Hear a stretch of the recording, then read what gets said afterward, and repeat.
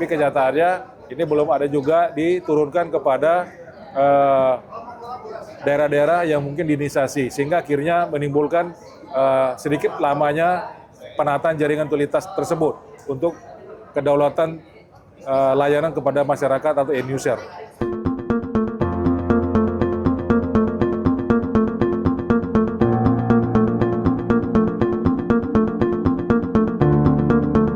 Halo sahabat Inti, kembali lagi di Inti Talk. Bersama saya Nur Nadia Islamiyah. Hari ini sudah hadir bersama Bapak Jerry Siregar selaku Chairman Abjatel. Selamat datang Pak. Baik Pak, bagaimana Pak mengenai upaya pemerintah Indonesia dalam pemerataan infrastruktur 3T? Ya, selamat sore rekan-rekan pemerhati sektor telekomunikasi di Indonesia.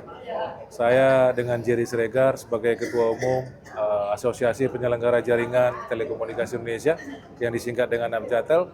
Mungkin pertama-tama saya perlu menyampaikan secara profil dari negara Indonesia. Kurang lebih sesuai dengan asosiasi, core kita adalah penyelenggara jaringan. Jadi seluruh fiber optik itu ada yang inline ada di Abjatel. Hari ini mungkin catatan update terakhir adalah kurang lebih panjang fiber optik di Indonesia kurang lebih hampir 900.000 km. Dari kurang sebaran hampir plus minus 30% dari 514 kabupaten kota. Ternyata ini belum terutilisasi dengan baik, satu. Kedua, ini juga memang belum terdeliver seluruh negara Indonesia karena diharapkan sesuai dengan arahan Bapak Presiden Prabowo 2029 harus terkonek. Ketiga, memang saatnya sekarang kita harus membuat satu terobosan-terobosan baru yang mungkin menjadi tantangan bersama sesuai dengan negara Indonesia, negara kepulauan. Ada banyak beberapa hal yang juga harus dicermati. Pertama, mungkin tantangan kita adalah disharmonisasi regulasi. Jadi pemerintah sudah memberikan satu masukan-masukan dan kemajuan dari regulasi. Tapi ketika kita overlay, banyak sekali disharmonisasi regulasi tersebut yang menyebabkan tidak fleksibel penggelaran jaringan fiber optik di Indonesia. Di antaranya mungkin salah satu yang menjadi momok atau mungkin jadi big issue di kita adalah bahwasanya mulai turun dari Undang-Undang 36 tahun 99 sampai Undang-Undang Cipta Kerja dengan PP 46 2021 itu di pasal 21 ayat 1 dan 2 mengatakan pemerintah pusat dan daerah dapat menggunakan APBN atau APBD dalam memfasilitasi penyelenggara infrastruktur pasif di Indonesia. Tapi kenyataannya ini belum ada juga diturunkan kepada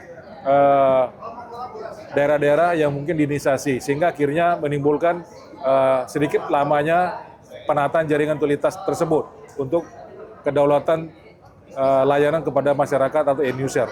Kedua, perlu kita perhatikan bahwasanya ada persoalan tantangan juga di kita selain carut marutnya bagaimana regulasi tersebut. Poin pertama di atas, ini perlu kita moratorium penyelenggara jaringan tersebut. Artinya, kenapa kita moratorium?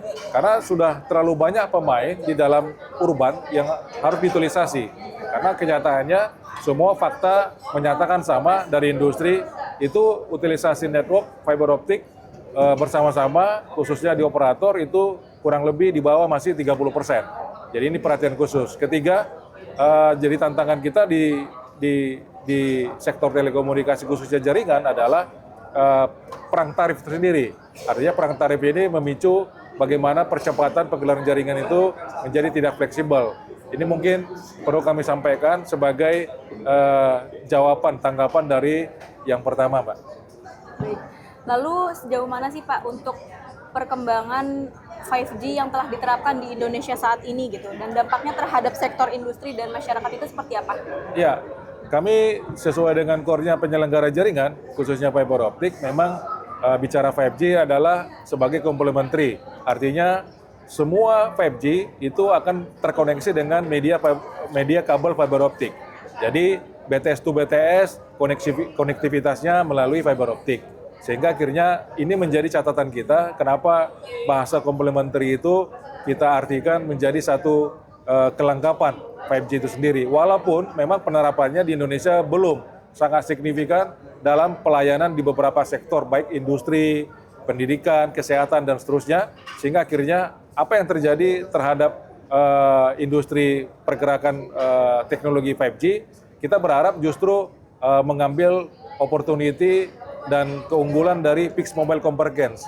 Artinya ada FMC di sana, sehingga akhirnya ini bisa mengurangi bagaimana utilitas itu sendiri dapat ditingkatkan, mengurangi dari sisi COGS atau OPEX, sehingga akhirnya CAPEX-nya juga bisa linear terhadap pendapatan korporasi. Baik, terima kasih Bapak atas pemaparannya. Jadi tadi kita sudah membahas ya sahabat Inti mengenai jaringan dan telekomunikasi.